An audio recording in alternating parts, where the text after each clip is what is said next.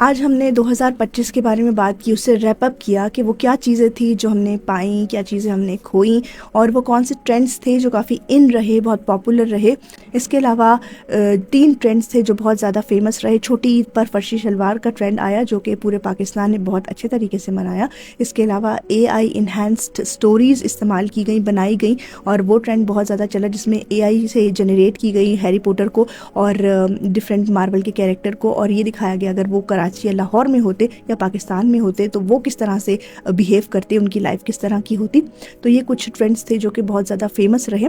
साल 2025 तब्दीलियों का और सीखने का साल था। इसने बहुत सारे लोगों और माशरों को एक कॉन्सेप्ट दिया कि थोड़ा पेस डाउन करने की ज़रूरत है और पुराने नज़रियात जिन पे हम चल रहे हैं उन्हें बदलने की ज़रूरत है, क्योंकि वक्त बदल रहा है और बदलते वक्त के साथ इंसान अपने आप को बदल ले तो वो सरवाइव कर पाता है, उसके लिए सर्वाइवल आसान हो जाता है। ज़िंदगी के हर शोबे में आने वाली जो चेंज है बहुत तेज़ी से आई और उसने हमें ये कॉन्सेप्ट दिया कि हमें फ्लेक्सिबल होना पड़ेगा, क्योंकि लाइफ बहुत तेज़ी से बदल रही है, हर शोबे में बहुत ज़्यादा चेंजेस आ रहे हैं।